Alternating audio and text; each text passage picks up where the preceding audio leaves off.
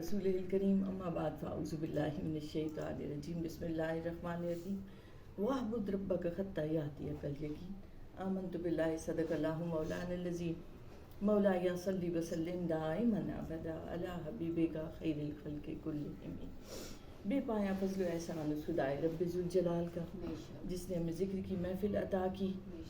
اللہ رب العزت اس ذکر سے وابستہ رکھے ہم سب کو مرتے دم تک اور اس کی خیرات و برکات آپ سب کو ہم سب کو عطا فرمائے.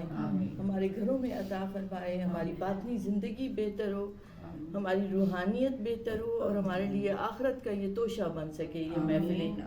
خصوصی طور پر جمعے کے دن کی چونکہ ایک اپنی فضیلت ہے, جمعے کے دن درود پاک کثرت سے پڑھنے کی فضیلت ہے, تو اس لیے یہ محفل سجائی جاتی ہے. اس بہانے آپ لوگ بھی آتے ہیں, ہم مل بیٹھ کر اس ذکر میں شامل ہو جاتے ہیں. اللہ رب العزت حضور اکرم صلی اللہ علیہ وآلہ وسلم کے طفیل ان کے صدقے سے سب کو بامراد کرے. درود و سلام کی بارشیں ہوں آپ صلی اللہ علیہ وآلہ وسلم پر, آپ کی آل, آپ کے اصحاب پر, جن کی وجہ سے ایمان ملا, نیکی ملی, قرآن ملا, رحمان کا پتہ ملا. اور آج جو میرا موضوع ہے, جس آیت مبارکہ سے میں نے آغاز کیا کہ اللہ نے فرمایا اپنے رب کی عبادت کر یہاں تک کہ تم یقین کو پالو, کہ ایسے عبادت کرنی ہے, ایسے اللہ کی بندگی کرنی ہے کہ اللہ کی بندگی کرتے کرتے بندہ واقعی اس یقین کے نور سے منور ہو جائے. آپ دیکھیں تو ہم بندگی میں, عبادت میں ہم کیا کرتے ہیں, ہماری سب سے بڑی عبادت کیا ہوتی ہے, نماز. تو نماز ایسے پڑھنی ہے کہ ہم اس یقین کی دولت سے منور ہو جائیں. ویسے تو آپ غور کریں تو ایمان کی ابتدا ہی یقین سے ہوتی ہے کہ وہ اللہ ایک ہے, وحدہ لا شریک ہے, علیم ہے, سمیع ہے, بصیر ہے. ہم جب تک یہ ساری باتوں پر مانتے نہیں ہیں, ان پر یقین نہیں رکھتے, ہم ایمان والے نہیں ہو سکتے. تو لیکن یہاں حکم دیا جا رہا ہے کہ بندگی اپنے رب کی ایسے کرو کہ یقین کی دولت کو پالو. حضرت جبریل امی انسانی روپ پہ آتے ہیں, نبی کریم علیہ السلام سے 3 سوال کرتے ہیں. ایک سوال ہوتا ہے کہ اسلام کیا ہے, آپ صلی اللہ علیہ وآلہ وسلم نے ارکان اسلام بتائے. پوچھا ایمان کیا ہے, تو آپ صلی اللہ علیہ وآلہ وسلم نے ایمانیات کا ذکر کیا. اس کے بعد ایک تیسرا سوال تھا, اور وہ تیسرا سوال تھا احسان کیا ہے. تو آپ صلی اللہ علیہ وآلہ وسلم نے فرمایا کہ تم اپنے رب کی عبادت ایسے کرو گویا تم اسے دیکھتے ہو, ان تعبد اللہ کأنک تراہ, گویا تم اسے دیکھتے ہو, اور اگر ایسا نہیں تو کم از کم یہ صورت ہو کہ وہ تمہیں دیکھ رہا ہے. سبحان اللہ.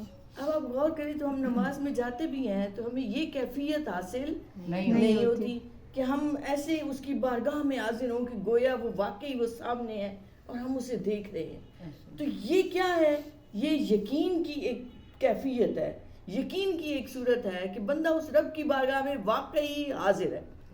آپ غور کریں کہ ایک بچہ ہے نا کلاس روم میں, تو ٹیچر آ جائے نا تو اس کی حالت بدل جاتی ہے.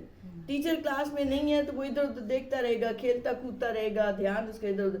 ٹیچر آئے گا تو وہ فوراً یکسو ہو جاتا ہے. یا آپ دیکھیں تو والدین نہیں ہو کمرے میں تو بچے آپس میں لڑیں گے, کھیلیں گے, کودیں گے.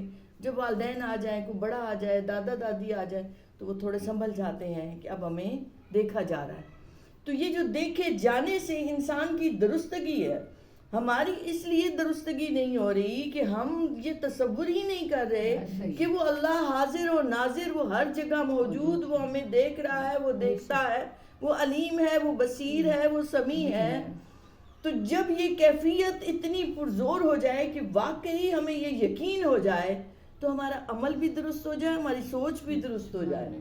جب ہمیں یہ پتہ ہو کہ وہ اللہ چھپی ہوئی باتوں کو بھی جانتا ہے, جب ہم کسی کے بارے میں غلط سوچتے ہیں, جب ہم کسی کے بارے میں کچھ غلط کرتے ہیں, ہلکا سا خیال بھی آ جاتا ہے وہ فلاں تو جاہل ہے, فلاں تو بے وقوف ہے, اللہ کو یہ بھی پسند نہیں آتا کہ ہم کسی کے بارے میں بھی کوئی غلط رائے قائم کریں یا غلط بات کریں.